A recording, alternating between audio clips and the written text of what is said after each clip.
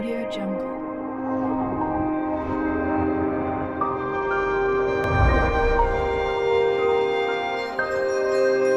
Audio Jungle.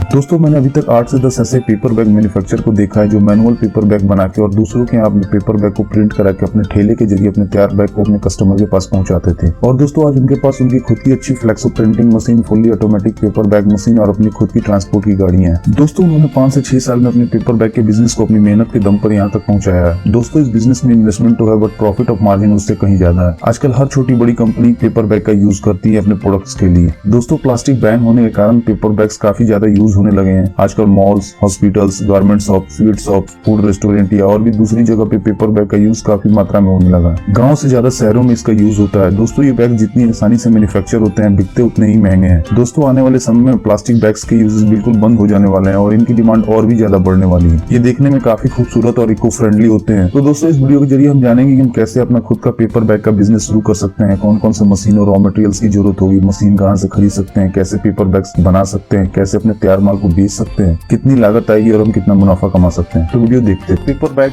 वातावरण को शुद्ध रखने में काफी सहायक है। बड़े बड़े ब्रांड भी आजकल पेपर बैग्स के इस्तेमाल को बढ़ावा दे रहे हैं। पेपर बैग्स की सबसे अच्छी बात यह है कि आराम से कहीं भी फिट हो जाते हैं। बच्चों से लेकर बूढ़ों तक सभी पेपर बैग्स का इस्तेमाल आसानी से कर सकते हैं। ये बैग्स प्लास्टिक के मुकाबले काफी बेहतर है और इन बैग्स की खासियत ये है कि इन्हें आसानी से कैरी भी किया जा सकता है। दो पेपर का रोल लगाना होता है जिसके जरिए मशीन पेपर के रोल से पेपर बैग्स बना देती है। ये मशीन सीट फेड के कंपेरिजन तेज होती है और उससे ज्यादा प्रोडक्शन देती है, बट सीट फेड से थोड़ी महंगी भी होती है। दोस्तों इन मशीन की ट्रेनिंग आप जहाँ से मशीन खरीदेंगे वहाँ से आपको मिल जाएगी, या फिर अगर आप उनसे बोलेंगे तो वो अपना एक इंजीनियर आपके पास भेज देंगे जो आपके मशीन के इंस्टॉलेशन के साथ साथ आपके ऑपरेटर को इसकी ट्रेनिंग भी दे देगा। दोस्तों इसके साथ ही साथ अगर आप प्रिंटिंग मशीन भी लगाना चाहते हैं तो आपको एक फ्लेक्सो प्रिंटिंग मशीन भी खरीदनी पड़ेगी जिसके जरिए आप अपने पेपर पे कस्टमर के डिजाइन को प्रिंट कर सकते हैं। बट बेहतर होगा दोस्तों की शुरुआत में आप प्रिंटिंग कहीं बाहर से करा ले, क्योंकि ये मशीन थोड़ी महंगी आती है और इसके लिए आपको कलर और प्रिंटिंग की अच्छी नॉलेज भी होनी चाहिए। बहुत सारे लोग ऐसा ही करते हैं। या फिर अब 2 या 3 कलर की प्रिंटिंग वाली पेपर बैग मशीन भी ले सकते हैं। ये machine normal paper bag machine से थोड़ी महंगी आती है। वैसे नॉर्मल पेपर बैग मशीन 1 घंटे में 7000 से 8000 पेपर बैग का प्रोडक्शन बड़ी आसानी से कर देती है। पेपर बैग मेकिंग मशीन के साथ साथ आपको 2-3 छोटी मशीन की और जरूरत पड़ेगी,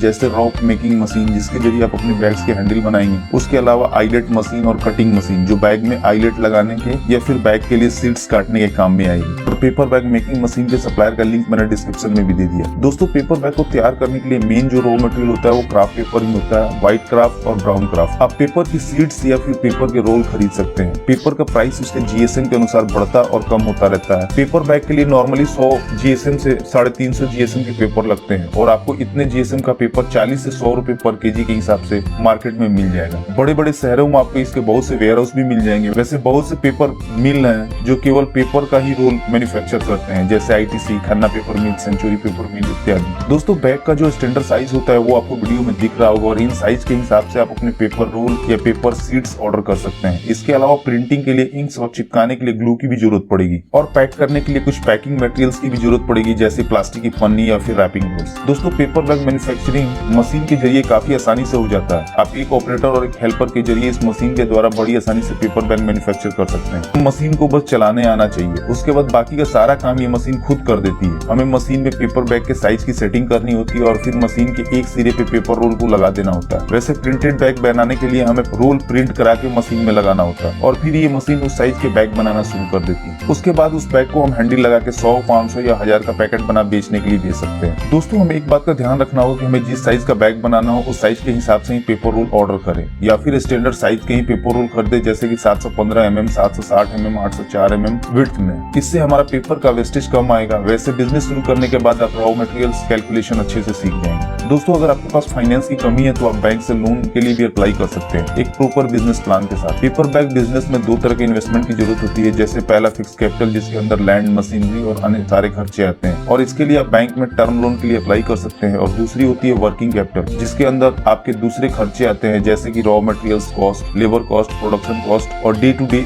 एक्टिविटीज के खर्चे। और आप इसके लिए वर्किंग कैपिटल लोन यानी ओवरड्राफ्ट और कैश क्रेडिट फैसिलिटी के अंतर्गत अप्लाई कर सकते हैं। आजकल गवर्नमेंट भी मैन्युफैक्चरिंग बिजनेस को को काफी बढ़ावा दे रही है, इसलिए सरकार द्वारा चलाई जा रही योजनाओं के अंतर्गत आप लोन के लिए भी अप्लाई कर लोन पा सकते हैं। दोस्तों, आपको अपने प्रोडक्ट की मार्केटिंग करना बहुत जरूरी होता है। इसके लिए आप एक काम ये भी कर सकते हैं, कोई एक आदमी सिर्फ मार्केटिंग का काम संभाले और अलग अलग जगहों पे जैसे कि मॉल्स, बेकरी शॉप, चप्पल shop, general store, retail outlet, garment shop या फिर होटल रेस्टोरेंट में घूम घूम के आप पेपर बैग की क्वालिटी का प्रचार करें। साथ